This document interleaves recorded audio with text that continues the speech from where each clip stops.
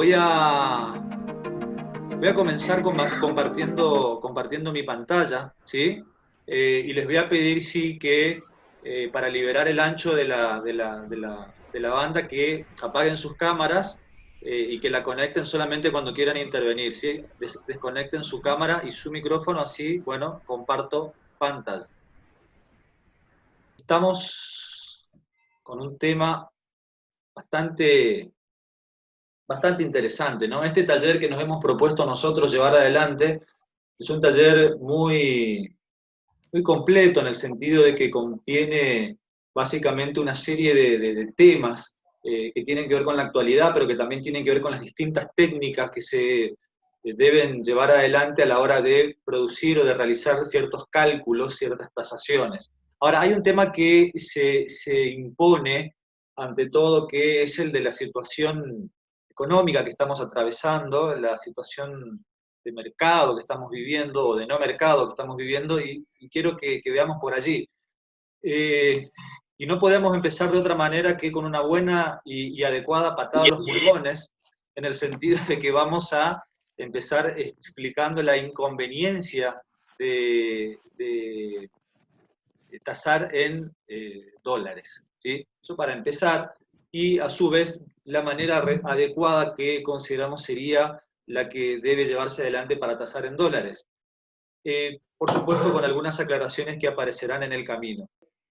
Una pequeña situación, una introducción que no necesita mucha explicación porque todos vivimos en este país, es que nosotros antes ya del COVID estábamos un poco complicados, ¿no? Bastante complicados, veníamos bastante complicados, veníamos con recesión económica, una fuerte caída de la actividad económica, una inflación junto con la recesión, lo que los economistas llaman la estanflación.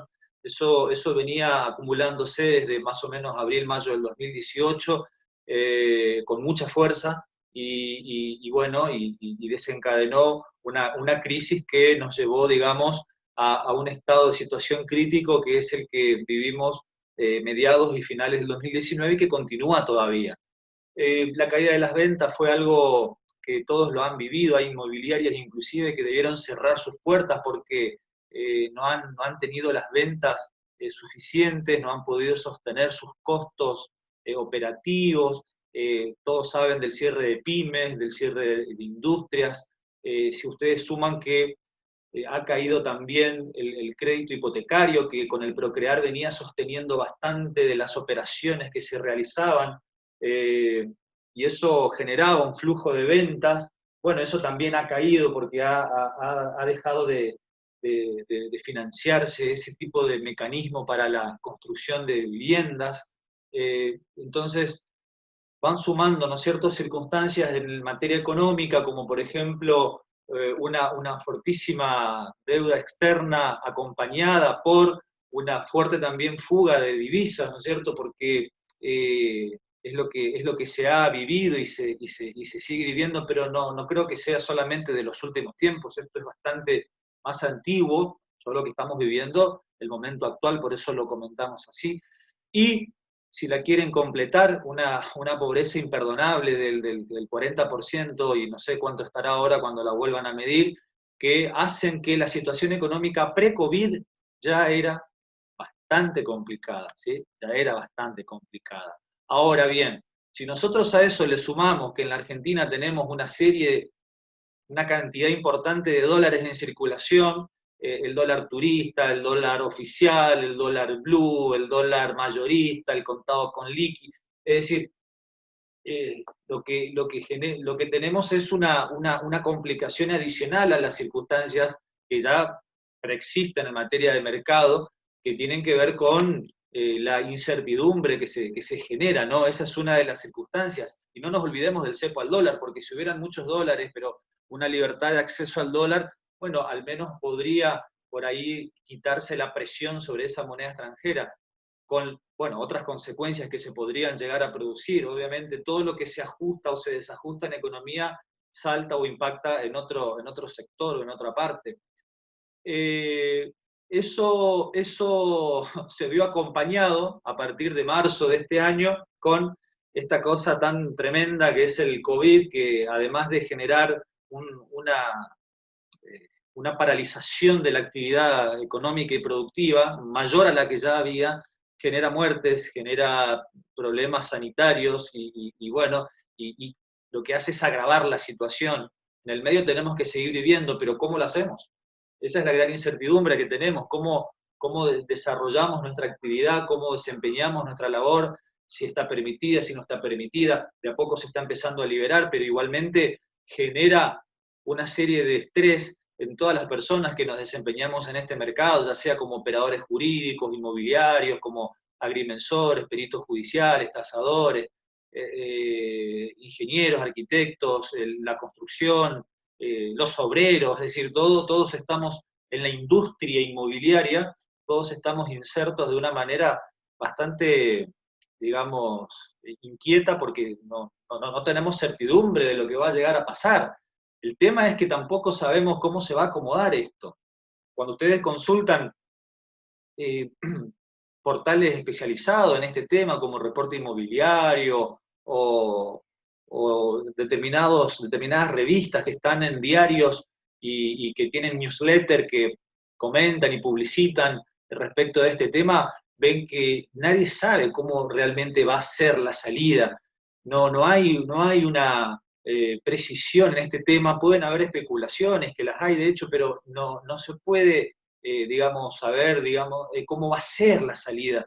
Sí se espera que haya salida, ¿no? Pero cómo se va a dar es lo que se desconoce. Ahora, hay algo positivo en esto que tiene que ver con un determinado producto inmobiliario que ha sido revalorizado, como es el de la casa, la vivienda unifamiliar, el hogar.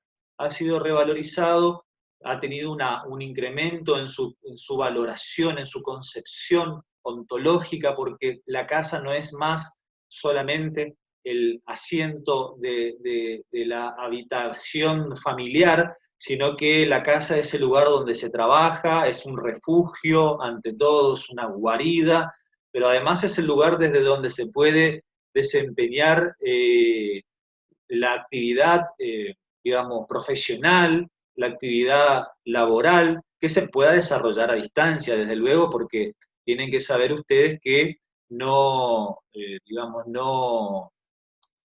eh, no todas las actividades tienen el trabajo a distancia establecido, pero las que sí lo tienen, bueno, lo pueden desarrollar desde la casa. La casa tiene un activo y un atractivo importante y con esta situación se ha dado mucho más eso, ¿no? Mucho más notorio eso. Otro indicador que podemos tener de cuál va a ser la recuperación de la situación económica en nuestro país está dado básicamente por los costos de reposición de los productos nuevos, es decir, el costo a nuevo, el valor de reposición a nuevo, que va a determinar de alguna manera cuál es el piso de comercialización para la compraventa o la transacción de determinados inmuebles, ¿sí? Hay una importante diferencia que vamos a ver nosotros a lo largo de todo el curso en todos los temas que toquemos, que es la diferencia entre el costo de reposición o reproducción, que puede ser a nuevo o que puede ser considerando una depreciación determinada, con el valor de mercado que tiene ese producto. Hay una diferencia. Acá estamos hablando de que el costo de reposición puede indicar o marcar o señalar cuál sería una pauta, un parámetro de valor de comercialización, ¿sí?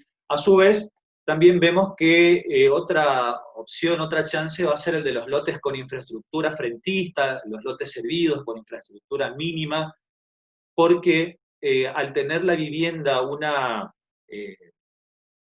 plusvalía en este contexto económico y sanitario que estamos viviendo, los lotes son necesarios para poder justamente allí edificar la casa, el hogar familiar. Entonces, los lotes de determinadas medidas mínimas, pero que estén servidos, van a poder tener, digamos, en su operación de compra-venta, tener una información valiosa para el tasador para justamente saber cuál es el importe, digamos, que tienen esas unidades y en las que podemos llegar a confiar. En la medida que se recupere el sector y empiecen a haber operaciones también en los lotes con servicios, vamos a poder nosotros medir justamente el nacimiento de ese estado de recuperación que tanto anhelamos.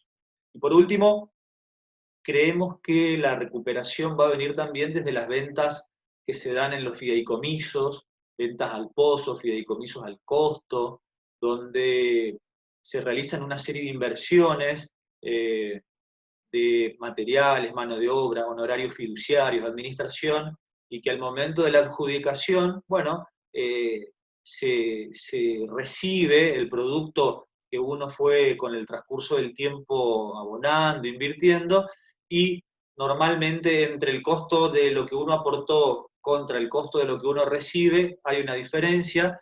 Lo que uno recibe en el mercado termina valiendo siempre un poco más que lo que uno aportó. Esa es la utilidad del fideicomiso cuando es al costo. Nosotros vamos a ver también en distintos módulos donde el fideicomiso en realidad es una herramienta simplemente para vehiculizar la inversión, pero lo que estamos haciendo con el fideicomiso es financiar el acceso a determinada tipología, determinado departamento, determinado inmueble, pero no necesariamente un fideicomiso al costo, es un fideicomiso más financiero de administración, no es un fideicomiso de construcción al costo. Pero bueno, eso va a quedar para más adelante. Entonces, básicamente, el tasador en este momento, que puede ser o no un corredor inmobiliario, puede ser un perito judicial, una persona que se desempeña en algún organismo fiscal, vemos varias personas que, por lo que conocemos y lo que pudimos recabar de información de ellos, trabajan en organismos públicos y tienen la función de bucear como todos nosotros en este mar de incertidumbres y ver cómo se va a acomodar esto. Y una de las cosas que tenemos que ver es cómo estamos con este tema de los precios, porque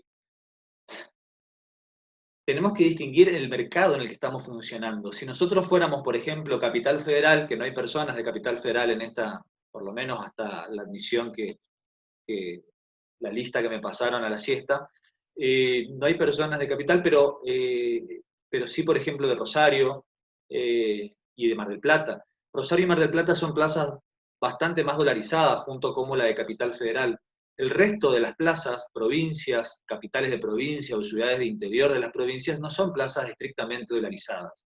Nosotros vemos que los precios pueden estar en dólares, pero las operaciones se realizan también indistintamente en pesos. Somos más bimonetarios a nivel país. Es decir, la generalidad es bimonetaria, no estrictamente dolarizada. Entonces, uno cuando hace este análisis tiene que distinguir en la zona donde uno está operando para poder reconocer si tenemos que ceñirnos y circunscribirnos estrictamente al dólar o si podemos en realidad hacer una composición de lugar más adecuada al sector donde vivimos. Y a su vez hay que saber dos cosas. Una cuestión muy importante en materia de tasaciones es la venta y otra cosa es el alquiler. Son mercados totalmente distintos. Y a su vez, el alquiler también, como la venta, están destinados a determinados públicos que también son distintos. ¿Sí? Tenemos el alquiler del monoambiente y tenemos el alquiler de ese chalet donde alquiló el gerente del banco de la sucursal de esa ciudad, por ejemplo, que acaba de mudarse. O sea, tenemos distintos tipos de productos para distintos tipos de mercados y cada uno tiene una realidad comercial distinta. Lo que nosotros hemos visto es que ambos han tenido un sufrimiento, un impacto, una caída de su actividad producto de la situación económica ya pre-COVID, pero la que más ha sufrido es la venta. ¿Sí? El alquiler, dentro de todo, se siguen realizando locaciones, los alquileres se siguen sosteniendo, algunos se están rescindiendo porque, bueno, la verdad que no se pueden sostener si no trabajan, pero en general la venta es la que ha sido más perjudicada, entonces uno tiene que también distinguir eso, así como los productos nuevos de los productos usados, cada uno tiene un análisis y un tratamiento distinto que hacer. No me quiero detener mucho en esta introducción porque quiero mostrarles cómo han evolucionado los precios para que ustedes vean. Yo soy un enemigo, aclaro, no del dólar, soy un enemigo de las tasaciones en dólares, porque las tasaciones en dólares, salvo Capital Federal y hasta cierto punto, Mar del Plata, Rosario y quizás Córdoba, que también es una plaza muy importante, no varía el precio de las unidades de acuerdo a la variación del dólar. Hay un concepto muy equivocado, empíricamente comprobado, que es pensar que el precio del metro cuadrado, el precio de la unidad, va a variar cuando varía el dólar, y eso no es así. Obviamente que si estamos hablando de productos nuevos, o decir, productos que están en construcción, bueno, el impacto se va a notar un poquito más rápido porque la construcción tiene insumos dolarizados. Estamos hablando de todo lo que es grifería, todo lo que es hierro, cemento. Bueno, tiene una composición en su estructura de costos mucho más dolarizada. Pero un producto usado, es decir, una vivienda que ya tiene 10 años, 15 años, no recibe el impacto de el aumento del valor del dólar con relación al peso de la misma manera, digamos, que otras cosas, ¿sí? Entonces, yo traigo acá, para que vean cómo estamos con los precios, algunas muestras de productos que han sido vendidos y otros que están sin vender, que lo he tomado de distintas fuentes, inmobiliarias, personas que están en el mercado. Y fíjense acá, por ejemplo, la primera. El 2 de febrero del 2019 se publicó un terreno baldío en $21.000, el cambio estaba a 38.50 y el precio en ese momento sería 808.500 pesos. Como no se vendía, el 12 de agosto del 2019 bajaron a $16.000 de 21, cuando el tipo de cambio estaba a 59 pesos, y en pesos subió un poquito, pero no tanto, como sería, digamos, una cuestión aritmética, sube este, sube el otro. Bueno, no se dio así, no se da así. Y el 28 de agosto de ese mismo mes se vendió en $15.000, que al tipo de cambio 62 representa 930.000 pesos. Es decir, el precio en 7 meses varió en dólares a la baja un 28,57%, porque se comenzó ofreciendo 21.000 pesos y se terminó vendiendo en 15.000, perdón, $21.000 y se terminó vendiendo en 15.000. Yo no sé si se alcanza a distinguir esto, por favor, si uno puede conectar su micrófono y me dice si se ve bien, porque esto es central lo que estamos viendo.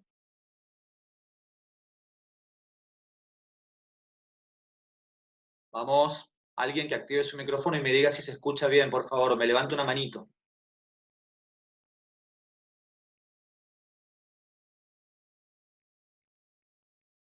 Ahí está. Bueno, muchas gracias. Ya me estaba preocupando.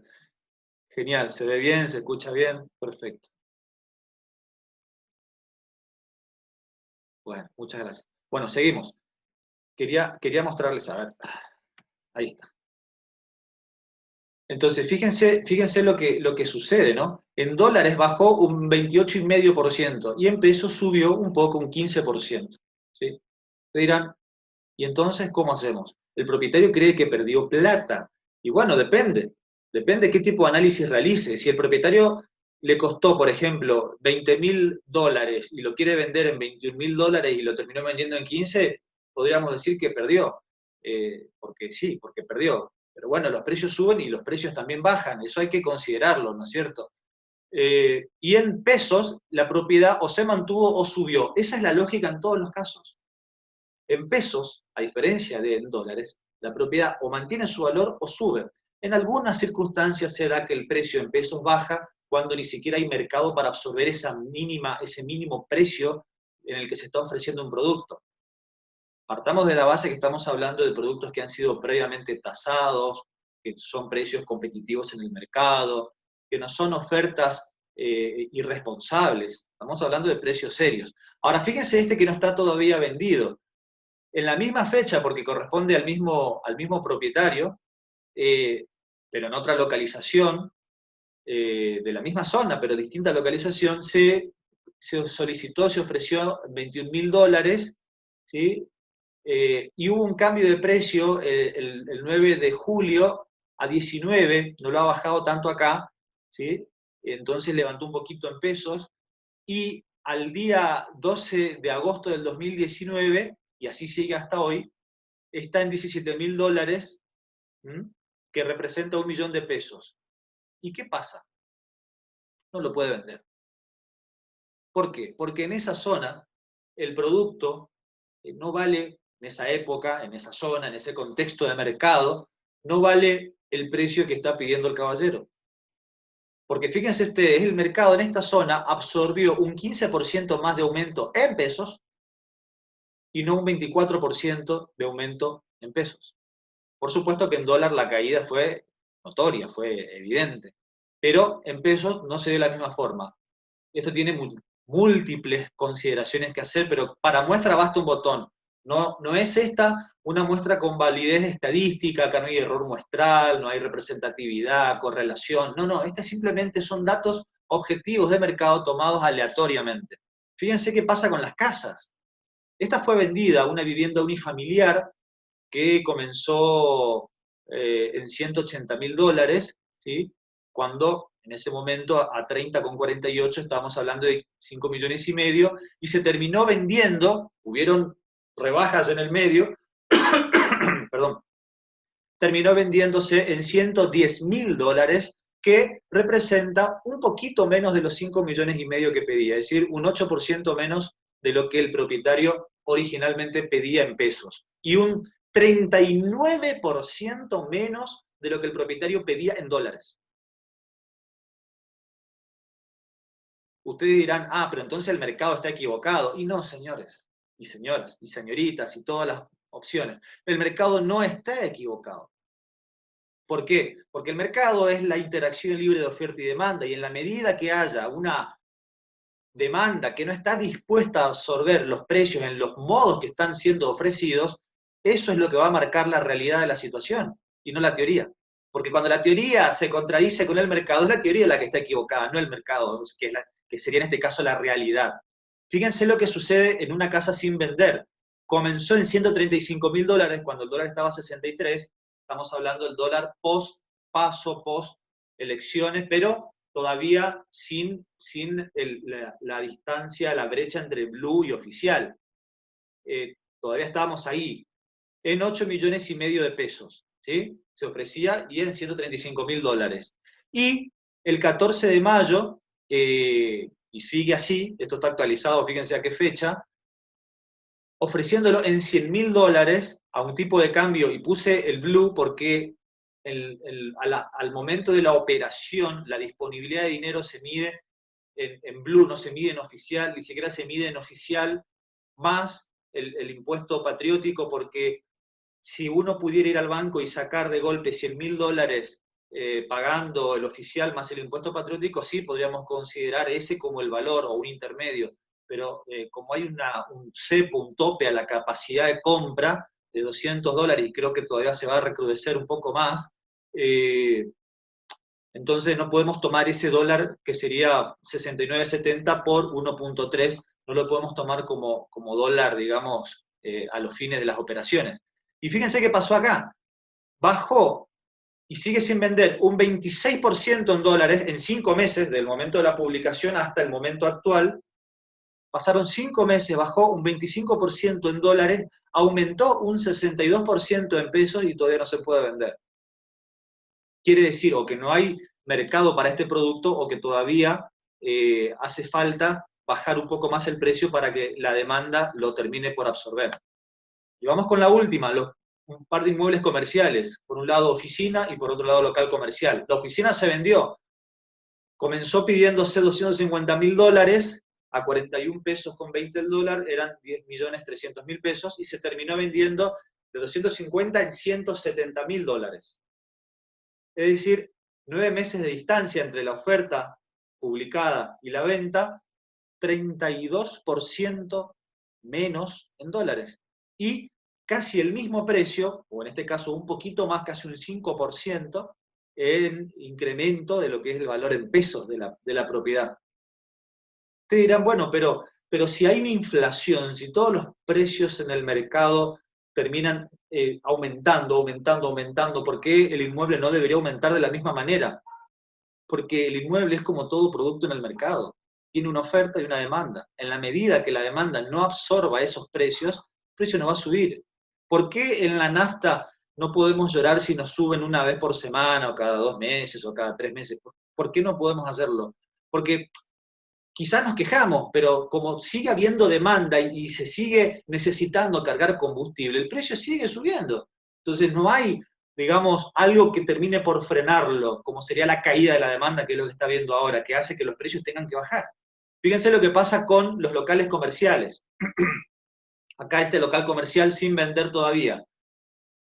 Luego de 17 meses de intentar venderse y habiendo bajado un casi 29% el valor del producto ofrecido en dólares y y habiendo aumentado un 126% en pesos, no se puede vender.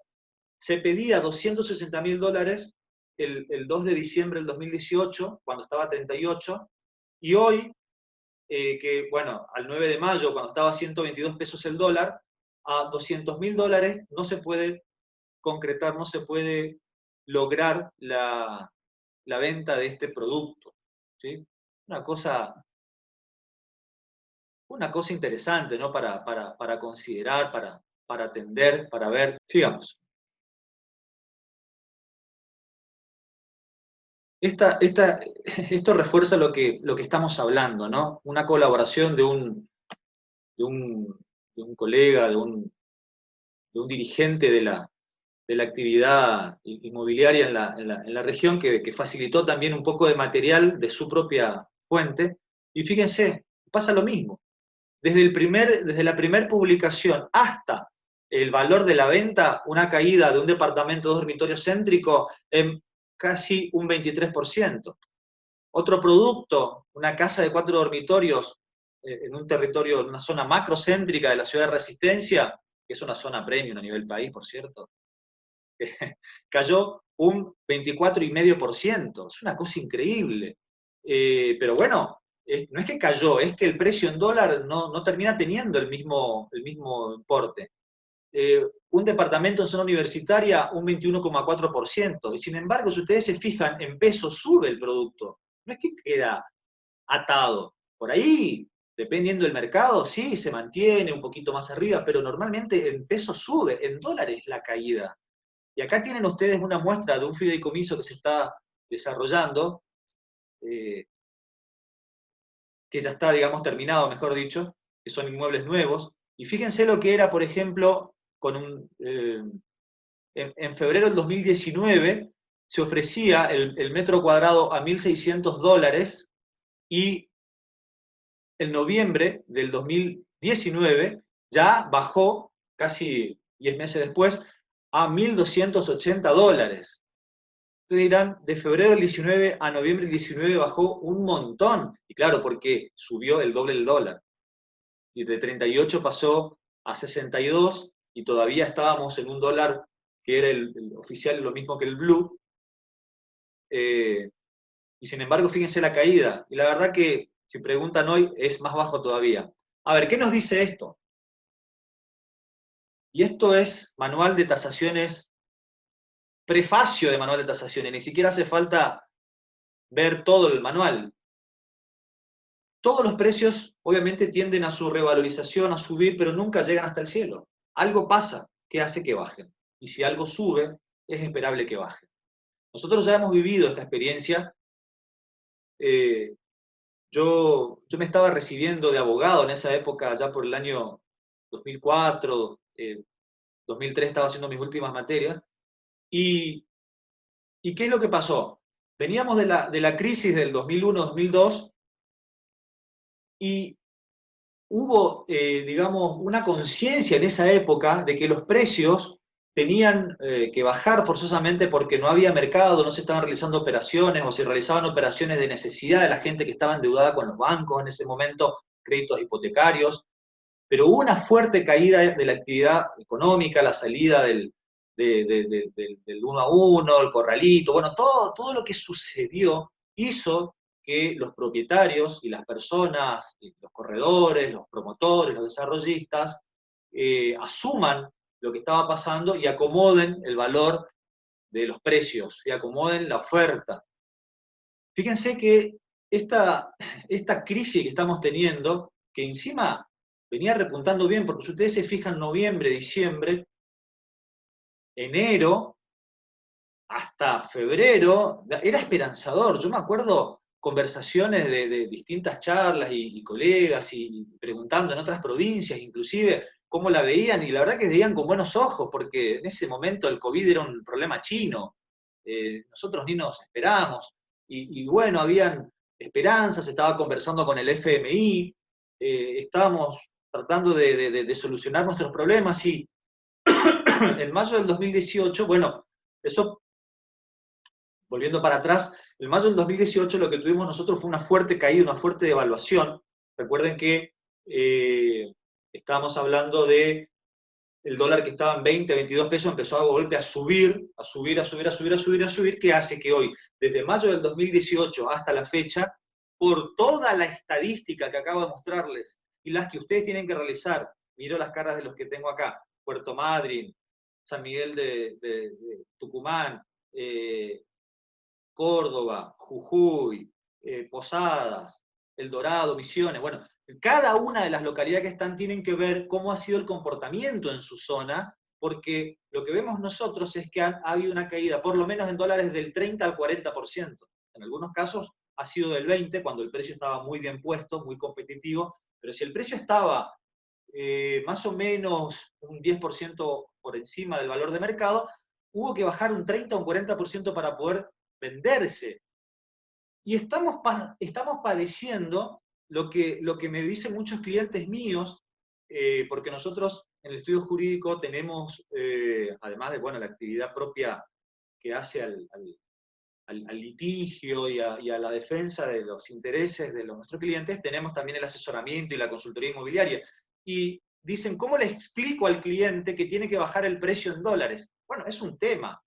Hay que hacerlo porque hay que mostrarle la situación. Hay una, como dice José Rosados, hay una obstinación de la oferta. ¿Qué es esto? Hay una obstinación de la oferta porque el dólar sigue subiendo, no hay crédito hipotecario para absorber, digamos, la demanda que pueda llegar a haber de productos y poder acceder al crédito para poder salir y pagar esos dólares que se están pidiendo, y los precios siguen igual, a lo sumo bajan un poquito, pero siguen igual. ¿Y esto a qué se debe? A que no se admite la devaluación. Tanto propietarios como, hay de todo en realidad en esta viña, pero también muchos brokers, muchos corredores, no admiten la situación, o hay una fuerte resistencia por admitir la situación que estamos atravesando, que es una situación que, como les dije, estadísticamente arranca desde abril, mayo del 2018 en adelante, y que se terminó de disparar, digamos, con el tema de la brecha del blue, cepo y todas esas cosas, donde si nosotros no entendemos que hay que bajar el precio, vamos a terminar perdiendo la operación. Es decir, llegamos a un punto donde es muy sencillo, o bajamos el precio o perdemos la operación. Me hacen acordar a la gente que en las películas dicen o la plata o la vida. Bueno, acá es o tu precio o tu operación, porque no vas a tener una operación a ese precio. La estadística lo muestra. Agarren cualquier persona que haya, ustedes mismos como corredores, los que no son corredores, que están en esta sala, que son de otras profesiones, tasadores, peritos judiciales, etcétera, analicen este comportamiento de los precios y van a ver. A ese precio no se realiza la operación. La operación se realiza a un precio mucho más bajo cuando es en dólares. Porque el dólar es lindo realmente para todo, para atesorar, para crecer, es decir, no hay, ustedes dirán, bueno, qué apátrida este comentario. Puede ser, pero si ustedes se fijan, no hay una inversión que genere tanta rentabilidad, tanto rendimiento como la moneda extranjera. Es la tradición de la Argentina, por lo visto. Y yo solamente tengo 15 años de trabajo, o como para medirlo. Quizás se necesite más tiempo para poder verificar esto, pero escuchando a la gente que tiene y que peina más canas que las mías, opinan que es lo mismo. El dólar siempre fue un refugio confiable de la moneda. Es muy bueno en ese sentido. Es muy bueno para todo, pero no para tasar. No para tasar en la Argentina, no para tasar en esta época tan complicada. Es insostenible tasar un dólar, tasar con dólares y pretender que el precio se va a mantener inmutable, porque el dólar sube, el precio en peso aproximadamente sigue siendo el mismo. A lo sumo sube un poco o baja un poco, pero sigue siendo el mismo. Esto es lo que hay que explicar a las personas y hay que hacer docencia porque desafortunadamente mucho no se entiende. primero tenemos que internalizarlo. El valor real del inmueble,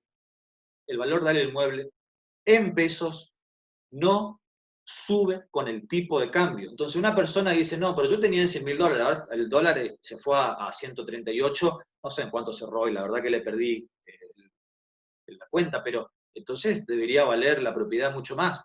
No, no. La experiencia indica que inclusive puede bajar, porque un dólar que está presionando a la alza hace que aumenten todas las cosas que están referidas al dólar, algunas de manera inmediata, otras de manera inmediata, pero todas van a terminar subiendo. Entonces la gente, en vez de andar comprando quizás inmuebles, termina invirtiendo en otra cosa, o termina guardando, atesorando, especulando.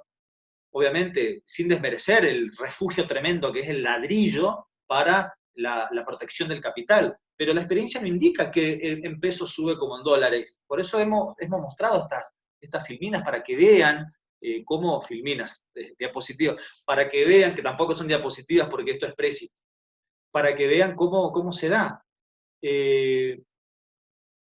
Entonces, una de las hermosas conversaciones que tengo con algunos desarrollistas y corredores es que sostener el precio de oferta de un inmueble que no se va a vender en ese precio, lo que va a hacer es traer conflictos con el propietario.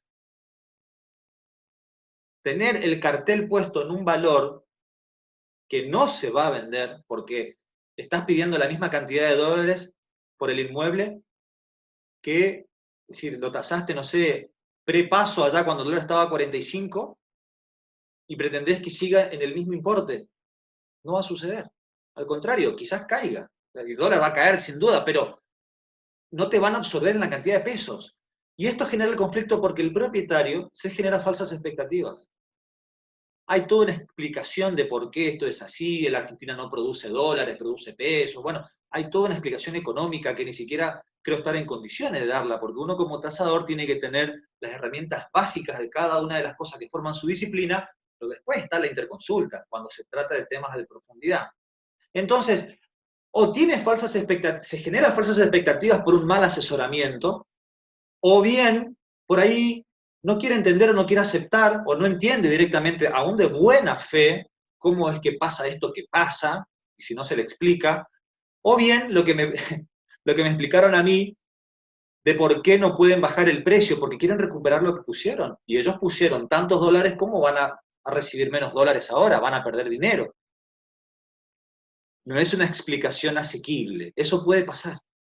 Puede pasar que si estás referido o si estás monetizado en moneda extranjera y lo convertís de moneda extranjera a bien raíz, cuando vendas el bien raíz, obviamente que si no cuesta la misma cantidad que te costó a vos, vas a perder. Esto es así. Esto es así. Pero si vos compraste en pseudomoneda, compraste un inmueble y después lo vendiste en pesos, terminas ganando. O sea que todo depende. Es decir, no hay una regla fija. Por eso lo que yo recomiendo en estos casos es que hagamos la tasación de otra manera. ¿Cómo tasamos? La gran pregunta. ¿Cómo tasamos? Primero que nada, tasamos en pesos. ¿Sí? Tasamos en pesos, porque esa es la tasación que, salvo 2 o 3 plazas del país, es una tasación que se puede sostener en el tiempo. Obviamente que además recomiendo la tasación por métodos comparables o comparativos, si es que tenemos datos en el mercado suficientes para realizar ese tipo de tasaciones de ese modo. Y hago esta aclaración porque cuando uno tasa, por ejemplo, parcelas posesorias, terrenos invadidos, cuando uno tasa en el marco de un juicio de sucesión, de una prescripción adquisitiva, cuando uno tasa un fondo de comercio, inclusive, que son todos temas que vamos a desarrollar en nuestro taller, en otros módulos, bueno, ahí nosotros vemos que la tasación no es a valor de mercado, es con otras pautas, ¿sí? Se manejan otras pautas en ese caso. Pero cuando es posible, y vamos a ver algunas herramientas desde esta misma clase, vamos a tratar de tomarlas de manera objetiva, en valores comparativos en pesos en el mercado cuando las tengo de manera confiable. Obviamente que como tasador y abogado tengo un defecto. uno tiene que trabajar en la prevención. Algunos dirían en la desconfianza, ¿no es cierto? Y ponele, es como el médico que se lava las manos una vez más que todos nosotros. Tienen otra información que hacen que tengan otro cuidado. Lo mismo pasa con el abogado. Entonces, una de las cosas que hacemos es generar en nuestros informes del estudio disclaimer, es decir, liberaciones de responsabilidades. Entonces, yo te taso en pesos. Si querés, te pongo cuántos dólares representan esos pesos, pero a qué tipo de dólar y en qué fecha. Y también te aclaro de que el valor de tu propiedad en dólares no se va a mover con el valor del dólar. Yo te aclaro, porque el valor de tu propiedad tiene que ver con las circunstancias de mercado a las que me voy a referir a continuación. No tiene que ver con la moneda. Circunstancias de mercado, que es un concepto más amplio. Entonces, introducir cláusulas o disclaimer en el informe de tasación donde se aclare perfectamente esto. Yo te lo puedo tasar o te lo puedo referir a dólares, pero aclaro un montón para que después no digan, ¿qué pasó acá? No pasó nada. Esto está aclarado. Lo que se hace, como me adelanto, es retasar. ¿Sí? Pero ya llegaremos ahí. Otra opción es referirlo a unidades de valor de inmueble o unidades de valor adquisitivo, que son el UBI o la UVA, que ambos publica el Banco Central y que los toman de distinto tipo de fuente. UBI es costo de construcción, UVA es inflación. ¿Sí? Obviamente que los coeficientes son, de alguna manera, tampoco tan confiables, porque si ustedes toman el UBI, por ejemplo, ¿qué es el UBI? El UBI es un coeficiente que es una milésima parte de un metro cuadrado, que está definido, actualmente está en 49,75, 49 y pico de pesos por UBI. Y eso es una milésima parte del valor de un metro cuadrado. Es decir, que el UBI está en 49.500 pesos, por ejemplo. No tengo el número exacto, después lo podemos mirar. Y eso, esa unidad que yo pongo, por ejemplo, en UBI, me determina cuánto, si vale, no sé, 500.000 UBIs, bueno, de acá a 6 meses multiplico 500.000 UBIs por el valor del UBI de ese día y me debería dar el importe, digamos, actualizado. Pero volvemos a lo mismo, pasa lo mismo que el dólar. No se mueve forzosamente de acuerdo a ese coeficiente, porque ese UBI está formado con el modelo número 6 de vivienda que, publica el INDEC, que es una vivienda unifamiliar de 80 y pico de metros cuadrados, con 2 baños, techo de losa, determinadas categorías y características edilicias que hacen que tenga un valor que está referido a ese importe que se definió, digamos, como que se toma para medir la variación del UBI. Y no todos los productos inmobiliarios tienen la misma característica que esa vivienda unifamiliar, que es el modelo 6 que publica el INDEC, que lo toma de la Cámara Argentina de la Construcción, porque eso también hay que decirlo, es un coeficiente bastante confiable cuando uno va a desarrollar obra nueva, porque determina para esa tipología, por lo menos, un valor bastante razonable, bastante cierto. La uva pasa lo mismo, pero en realidad la uva es inflación, se toma del SER y ambos coeficientes están informados y publicados en por el Banco Central y lo hacen de manera proyectada. A diferencia del CAC, el índice de la Cámara Argentina de la Construcción, o de la revista Clarín, que tiene una semana de retraso, o el CAC, que tiene 2 meses a veces de retraso, este coeficiente está proyectado a varios días hacia adelante, de manera tal que siempre vamos a poder realizar tasaciones de forma actualizada y referidas a esto. Pero ojo, con el mismo disclaimer para evitar que del día de mañana digan, bueno, yo quiero vender esta unidad, multiplico 432.000 uvas o UBIs por el valor del UBI ese día y quizás el mercado no absorbe el producto en ese precio. Entonces, tiene ese inconveniente, tiene ese problema. Toda tasación tiene una existencia limitada, finita, tiene una vida útil, como decimos nosotros, y lo vamos a decir a partir del módulo 2 y 3, que tiene que ver con el concepto de la vida útil, la obsolescencia, depreciación, antigüedad, valor residual, valor de reposición, etc. Bueno, toda tasación tiene periodo dentro del cual sirve y después ya no sirve más. Y su vida útil está dada por las circunstancias de mercado. ¿Cuánto vive una tasación? Y bueno, yo podría decir 30 días. Yo me acuerdo cuando yo empecé a tasar para el Banco Credit Corp allá en el año, no sé, 2000, 2004, 2005, no había posibilidad de modificar el formulario que decía, esta tasación tiene un periodo de validez de 6 meses.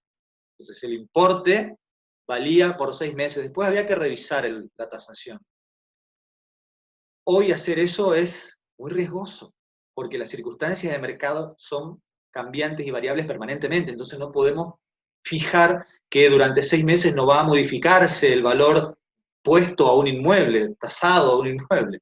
Entonces, mientras se mantengan las circunstancias de mercado que originaron ese precio va a tener vigencia, ese informe de tasación va a tener vigencia. Y esas circunstancias de mercado, ¿cuáles son? La oferta, es decir, que los productos que están en el mercado ofrecidos sigan estando y que los precios sean competitivos, razonables, para absorber a su vez la demanda, que la siga requiriendo, que siga pidiendo esos inmuebles para alquilar, que siga pidiendo esos terrenos para comprar, esos departamentos para ir a vivir, que no cambien las circunstancias de urbanismo, porque de golpe me modifican el código de planeamiento urbano y me dicen, bueno, a partir de ahora acá no se puede construir más en altura, o esto va a ser una zona muy cercana a las industrias o basurales, o a partir de ahora modifico los usos del suelo y permito un FOS mucho más acorde al crecimiento y a la expansión del ejido urbanístico. Y eso no me tocó el dólar quizás, no me tocó la oferta, no me tocó la demanda. Al haberme modificado la circunstancia urbanística, al haberme permitido incorporar simplemente por una ordenanza plusvalía en materia inmobiliaria de terreno urbano, el precio automáticamente sube. Entonces, hay muchas circunstancias que considerar, además de la situación económica general, que en este sentido es como la madre de todas las circunstancias que hay que considerar. Mientras se mantengan esas circunstancias de mercado, la vida útil de la tasación va a estar intacta.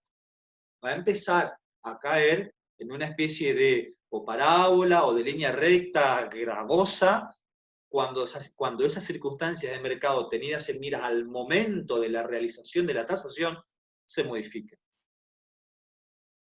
Después, es decir, cuando se modifican estas circunstancias de mercado, la tasación ya no sirve más. Estamos hablando del importe puesto al final y alguna consideración que está más arriba que sirve para darle argumento a esa valorización que uno hizo. Porque si uno en el argumento consideró o ponderó determinadas circunstancias o características que después se han modificado, se va a modificar el precio forzosamente, el valor, mejor dicho. Hablo de valor. Y esto es lo que hay que explicar al propietario. Cuando uno es un corredor, hay que explicar al comitente, cuando uno es, por ejemplo, un tasador dependiente, o a su señoría, cuando nos piden el marco de un expediente, o al banco. Es decir, esto hay que explicarlo. ¿Sí? Hay que poder explicarlo, porque fíjense lo que sucede. Finalmente, quien toma la decisión es la persona, la entidad, el organismo, que tiene la potestad de tomar la decisión. Obviamente asesorado o no, por lo que le podamos decir, pero pasa lo mismo que con el médico. El médico te va a decir un montón de cosas, te va a recomendar bastante, pero finalmente es uno el que puede o no seguir el consejo. Le pasa a los abogados, le pasa a los corredores. Cuando dicen, mirá, el precio es este.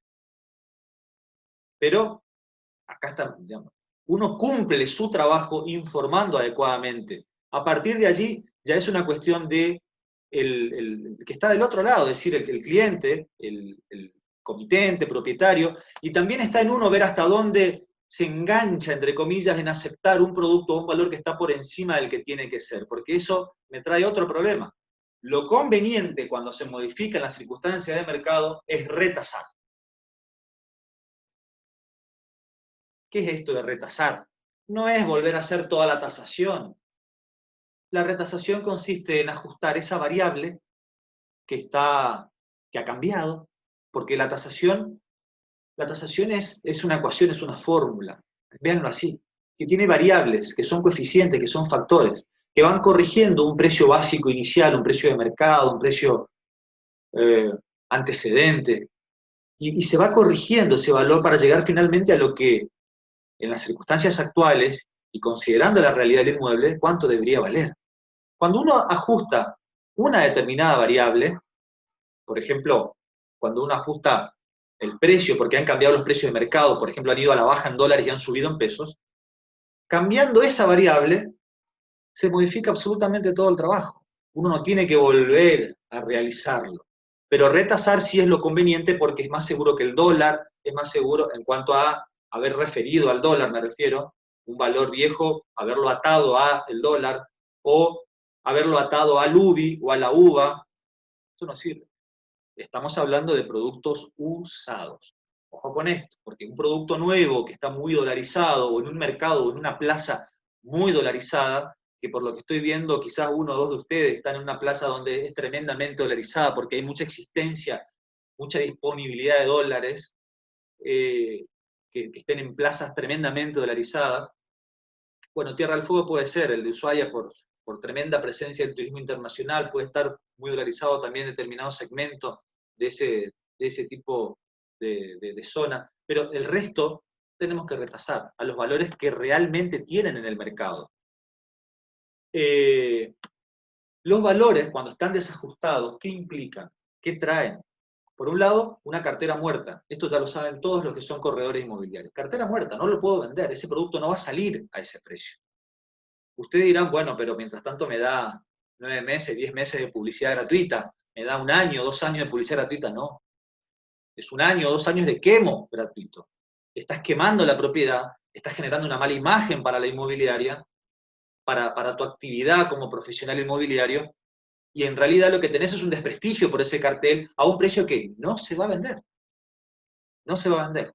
Y además te distrae de poder vender otros productos, porque pensá que mientras vos tenés ese cartel colocado ahí a un precio que no se va a vender, pese a las expectativas, y expectativas de buena fe, que no se va a vender, te distrae de estar concentrándote en la promoción de otros productos, de atender clientes que te llamen por otros productos. Y además representa una estrategia indebida de mercado. ¿Qué quiere decir esto?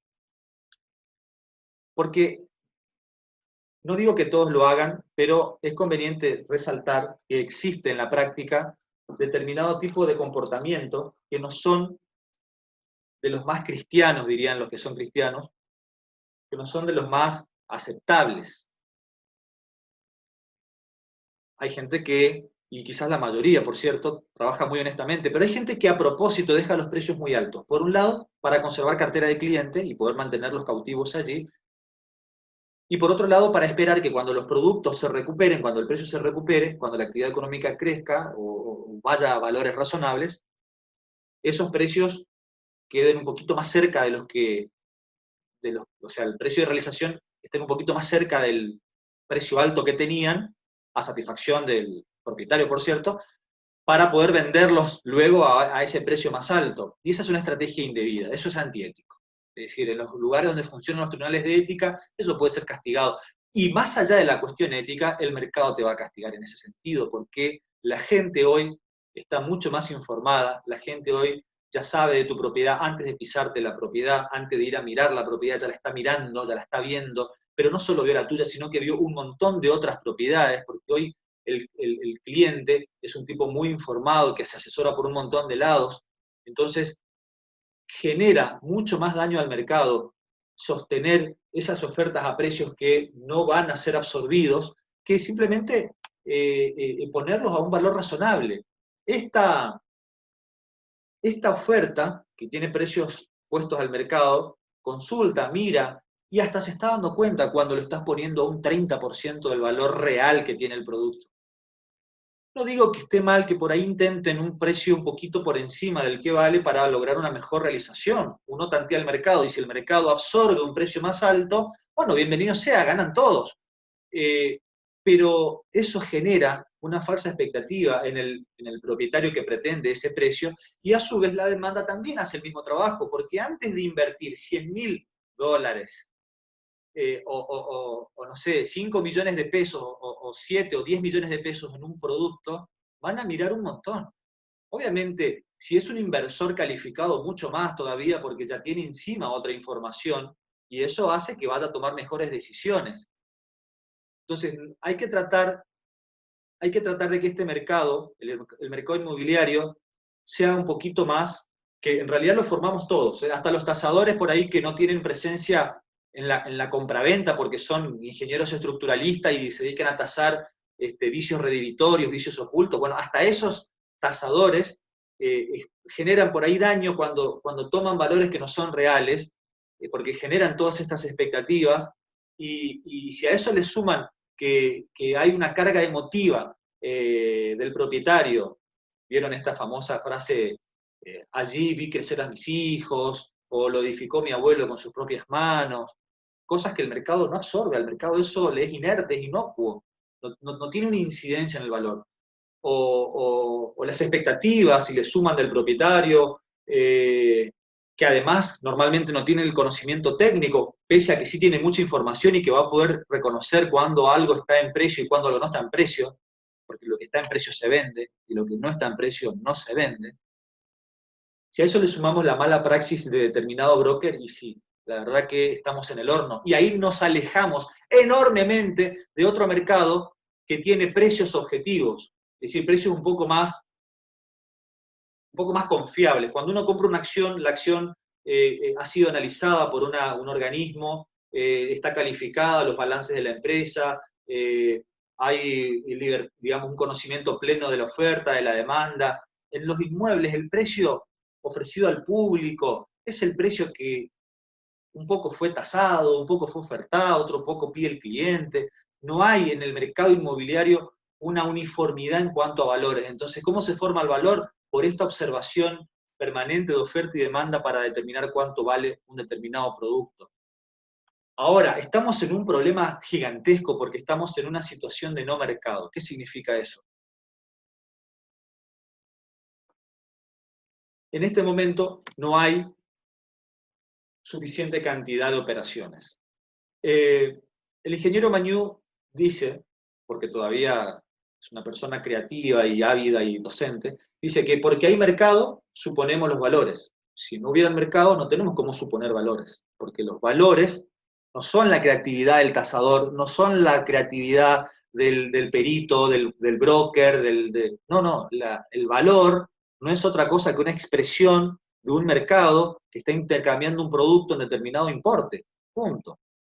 Pero cuando no hay mercado, cuando no hay operaciones, ¿qué sucede? No tenemos mercado, es una situación de no mercado. Y sin mercado, el problema es que no hay precio. Entonces, lo ideal es tener mercado, pero no hay operaciones, entonces no hay mercado, no hay precio. Y si no hay precio, entonces, ¿qué nos queda? El costo. La diferencia es que el costo es la cantidad de dinero que se necesita para producir algo, para generar algo. El precio es el valor en el que se realiza, el importe en el que se realiza determinado producto en el mercado, el valor, el importe de realización, eso es precio. Y el valor es una construcción teórica, pero basada en esos precios de mercado. Si todas estas cosas tienen determinado precio en el mercado, porque han sido ofertados en ese importe, o porque se han realizado, se han vendido en ese importe, entonces uno llega a deducir cuál es el valor del producto que está tasando. El tema es que sin precio no hay mercado, y sin mercado no tenemos valor y tampoco tenemos precio en consecuencia y no hay costo. Entonces, si no hay costo, ¿cómo tasamos? Toda esta introducción fue para explicar cómo tasamos en época de COVID, en época de pandemia. Tenemos que distinguir, por un lado, los inmuebles nuevos de los inmuebles que son usados, ¿sí? Que hay una distinción entre cada uno de estos productos, ¿no? Esta es una propuesta formada en base a lo práctico que estamos haciendo para resolver esta circunstancia y que nos está funcionando muy bien. Pero tampoco, y con toda humildad les digo, podemos asumir la idea de que esto es inobjetable y esto es... No, lo estamos viendo, ¿sí? Alguien dijo, bueno, estamos viendo. Nosotros estamos viendo este tema, pero lo estamos viendo sobre la base de que está funcionándonos. Es decir, lo estamos logrando, Estamos realizando tasaciones que son atinadas y adecuadas al mercado, respetando estos principios y estas pautas. Cuando se trata de inmuebles nuevos, nosotros tenemos que sumar al costo de la edificación, al costo de la construcción, el valor del terreno, ¿sí? ¿Y cómo sería eso? Bueno, la edificación, ¿sí? Las mejoras, todo lo que tenga edificado el inmueble, independientemente de su grado de avance, ¿no? Se tasa por el costo de reposición bruto. Esto CRB significa costo de reposición bruto. Que hay una norma técnica que nosotros vamos a ver para realizar la tasación de acuerdo a esto, que es un poquito más largo de explicar que en esta breve introducción, que lo vamos a ver allá, módulos 2 y 3, donde veremos cómo se tasa de acuerdo al costo de reposición bruto. Acá lo explico, es decir, explico cuál es el mecanismo. Que consiste en saber qué necesitamos de mano de obra, de materiales, qué necesitamos de, digamos, maquinaria, pero además qué necesitamos, no solo el costo, sino ese costo sumado con el beneficio empresario, sumado con los impuestos, sumado con flete, los gastos generales, es decir, el precio de la construcción a nuevo, no costo nomás, sino precio. Es decir, el costo afectado por lo que los arquitectos de la sala saben es el coeficiente K o el coeficiente de afectación, donde le sumo estas incidencias, digamos, que representan un 30, 35, 38% del costo, para formar el precio.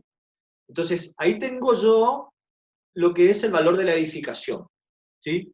Con el beneficio empresario incluido, por cierto. Más el valor del terreno, ¿sí? El valor del terreno, el suelo. ¿Y cómo taso eso? Bueno, acá no hay problemas porque si yo puedo realizar métodos comparativos, siempre es mejor. El Tribunal de Tasación de la Nación dice, siempre que se pueda optar, adopten el método comparativo de mercado para hacer tasaciones, en lugar de otros métodos. Pero si yo no tengo en la zona donde estoy tasando operaciones que pueda tomar, operaciones que pueda ponderar o considerar, y bueno, vamos a tasar de acuerdo a la capacidad edilicia. El inmueble va a valer un porcentaje de la capacidad que tenga para edificar, que voy a explicar en este mismo módulo, después de la pausa que vamos a hacer. Voy a explicar cómo se hace en ese caso. Ahora, los inmuebles no valen simplemente por la sumatoria de terreno más edificación. Además, hay una circunstancia que hay que considerar que es la plusvalía, es decir, el importe o la adición de sumatoria de dinero que hay que incorporar o coeficiente que corresponde a ese incentivo, a ese desarrollo inmobiliario que se desarrolló, porque si no sería simplemente construir y hacer una serie de inversiones y cobrar un monto que nos permita recuperar solamente el costo que hemos invertido, lo que es inviable. Nadie realiza operaciones completamente inmobiliarias, me refiero, ¿no?, de desarrollo, al costo. ¿Por qué? Porque si uno va a generar determinado despliegue constructivo para ganar nada, es decir, para trabajar al costo, se hubiera quedado en su casa y hubiera invertido en cualquier, digamos, producto financiero, el más precario. No estamos hablando de los hermosos productos que habían, digamos, ya a riesgo de una sostenibilidad como país, pero productos que te daban el 70, 60% anual en la época de que el plazo fijo estaba en 40, digamos, en 35. No, yo no estoy hablando de esos productos. A la más mínima inversión, digamos, si un desarrollista no pudiera ganar un poquito por todo el despliegue, no tiene sentido. Es decir, el terreno no vale solamente, el inmueble no vale solo terreno más edificación, sino además una circunstancia de mercado que si no está presente como es este momento, agreguemos por lo menos una tasa de plusvalía, que sería un 28, un 30% anual de lo que es un plazo fijo, por ejemplo, que es una operación de las más precarias que existe en materia de inversiones, ¿no? Esa es una opción. Cuando se trata de inmuebles usados, la tasación de la edificación se hace de acuerdo al costo de reposición, pero actual, es decir, considerando la depreciación que pudiera llegar a tener por antigüedad, problemas funcionales, estado de conservación, problemas tecnológicos o de diseño. Bueno, eso es tasar edificaciones, por un lado, y se le suma la tasación de terreno de manera comparativa de acuerdo a su capacidad edilicia. Lo que no agregamos acá es la plusvalía, ¿no? Porque no hay nada desarrollado, se trata de un inmueble usado. ¿Qué pasa con la rentabilidad en materia de alquileres? Se puede usar también perfectamente para los productos nuevos o usados, y por lo menos hemos tenido una buena experiencia, debo confesar que breve por el momento, pero sintética, pero por lo menos buena, donde el valor de los inmuebles está dado básicamente por la utilidad o por el rendimiento que representa ese inmueble. Y acá tenemos nosotros 2 o 3 maneras. Una manera que vamos a ver también cuando lleguemos allá a la unidad, al módulo donde tasamos alquileres, va a ser analizando rentabilidades, ¿no? Esta fórmula, sumatoria de MAP se llama, me permite considerar rentabilidades para saber cuánto vale el inmueble a partir de determinadas rentabilidades que obtienen inmuebles comparativos. Y eso sí podemos hacer. ¿Saben por qué? Porque los inmuebles con destino habitacional siguen existiendo, siguen realizándose. Es más, se hacen operaciones de alquileres ahora que está permitida la mudanza y todo eso, normalmente, o casi normalmente. La actividad económica está muy castigada, los gimnasios todavía, bueno, pero lo que es, por ejemplo, vivienda, departamento, se puede utilizar perfectamente porque tengo mercado para saberlo. Ustedes dirán, bueno, sí, pero el tema del decreto 320 que congela los precios, bueno, tendremos que considerarlo también porque forma parte de la realidad del mercado, pero se puede hacer y se hace. Otra manera es analizar no valores, digamos, comparativamente, rentabilidades comparativas, sino directamente una tasa estadística promedio para determinado tipo de inmueble. Entonces, ¿cuánto va a valer el inmueble? Bueno, dependiendo de la tasa que produce o que genera. Y para eso, aquí tenemos nosotros las 2 fórmulas, ¿no? Cómo está compuesto. BI es valor de inmueble, alquiler, N es el periodo anual de 12 meses. Estamos hablando de un alquiler, por ejemplo, no alquiler diario, es decir, un alquiler de temporada, que son 15 días, 30 días, 20 días, una semana, un mes, sino estamos hablando de alquileres típicos de 2 años, de 3 años, que tienen, digamos, un cálculo anual de tasa, y bueno, y ahí es la tasa. Esa es otra manera de poder tasar, y nosotros lo vamos a hacer así, yo se lo voy a mostrar, cómo se puede llegar. Acá les presento la metodología, ¿no? Y quiero decirles esto. Como decía José Rosados, y lo cito mucho porque me gustó lo que dijo, es una persona que tiene un libro escrito de tasaciones, dirige el reporte inmobiliario junto con el arquitecto Germán Gómez Picasso. Me gusta lo que dijo. Él dijo, hay que escuchar a la otra vereda, a la vereda de enfrente, a la demanda. Hay que tomar en cuenta la demanda. No se queden, señores inmobiliarios, señores tasadores, no corredores, por ejemplo, peritos, no se queden con el precio de oferta no consumada en venta, la simple cotización, el dato de la revista, el dato del newsletter, de la página web, del buscador de propiedades. No se queden con eso. Tomen mejor contraofertas, vean cuánto está dispuesto a absorber el mercado a través de la contraoferta que realiza, vean las ventas consumadas, en qué precio se consuman, y digo ventas, pero también acá tengo que decir alquileres.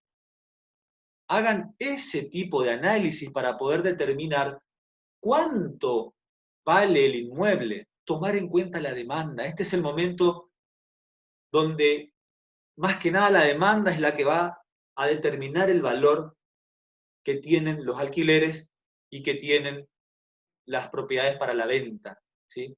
Ese es un gran consejo que me parece que debemos tomar, lo he citado porque no me pertenece y es muy importante que lo tengan presente para hacer buenas tasaciones. Y si cumplimos más o menos eso, llegaremos a una meta, a un objetivo, que será salir de la profundidad del abismo de incertidumbre en el que estamos y poder tener tasaciones reales de productos que tengan salida en el mercado, que se puedan vender, que estén alumbrados por la luz de la razón y no por la empatía, no por la necesidad, el deseo o la expectativa de buena fe y mucho menos por la mala fe, sino por la argumentación técnica.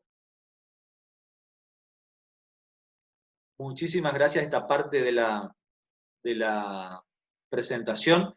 Quiero que hagamos una pausa, pero antes quisiera saber si hay alguna pregunta. He dejado de compartir pantalla para que puedan activar sus cámaras y micrófonos. Me hacen una preguntita, lo que necesiten.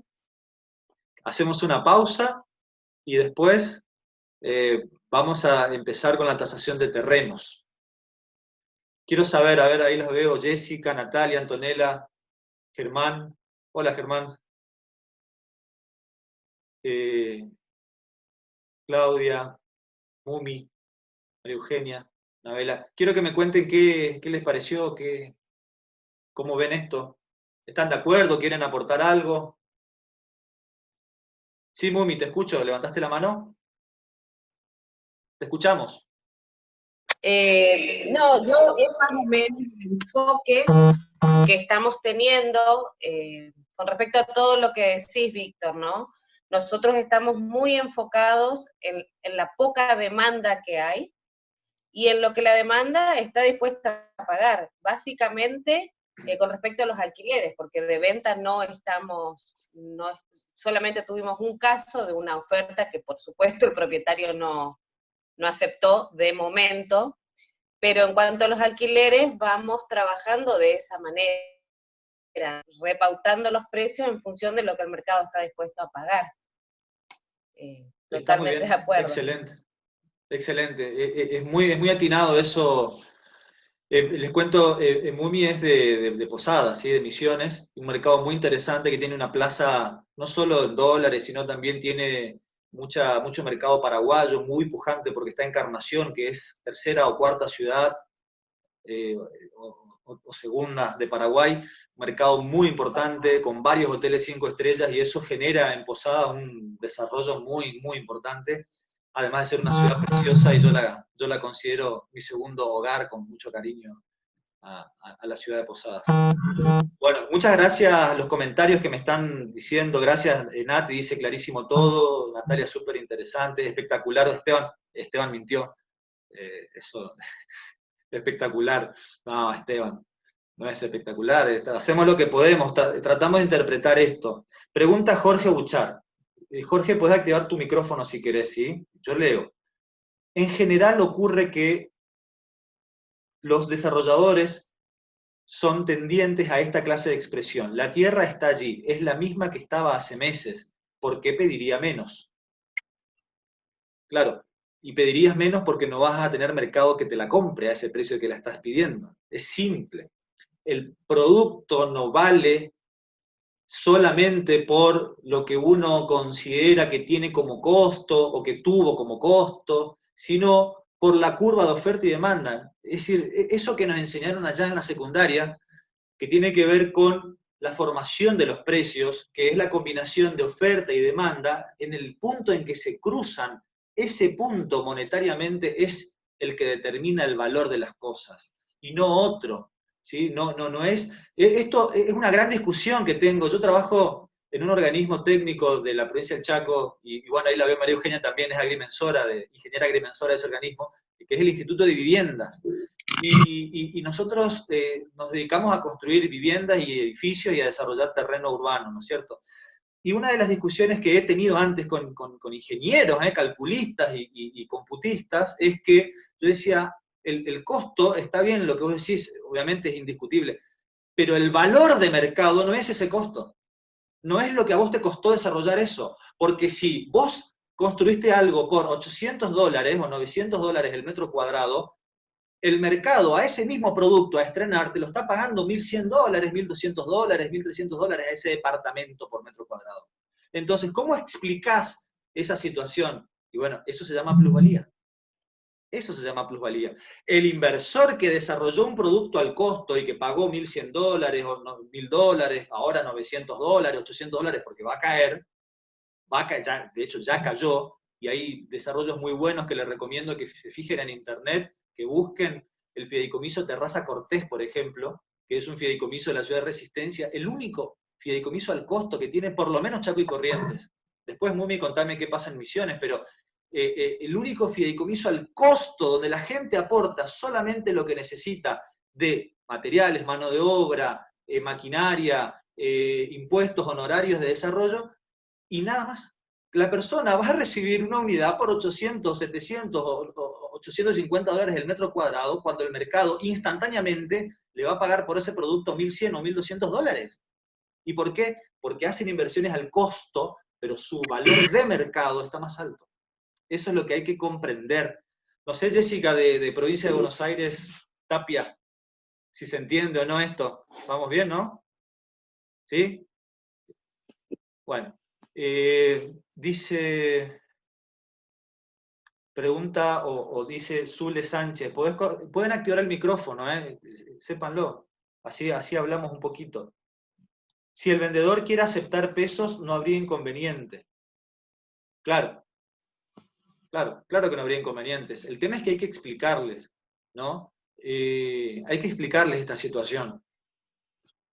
Porque yo supongo que todo tiene un punto de razonabilidad y las expectativas ceden ante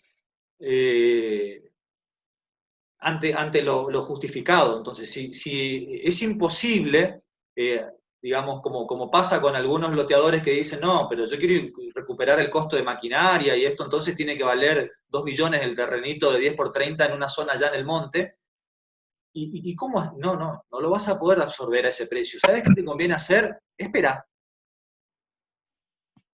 sentado a que la circunstancia de mercado cambie, que los precios suban y vendelo a tu buen precio que te permita recuperar el monto de la inversión, porque hoy vale lo que el mercado está dispuesto a pagar, el poco mercado que hay encima. Les propongo una cosa, vamos a hacer una pausa así de 3, 4, 5 minutos simplemente para acomodarnos y retomamos la tasación de terrenos, ¿les parece? Está bien. ¿Bien? Perfecto. ¿Nos desconectamos? No se desconecten. Simplemente por ahí, si quieren ir a fumar un pucho o algo, bueno, lo pueden hacer desde su silla porque no les molesta a nadie. ¿Vieron estas cosas de la adaptación? Bueno, pueden ir a preparar un café, un mate, no compartan el mate, recuerden que no se puede. Y nos vemos en 2 minutos. Dale.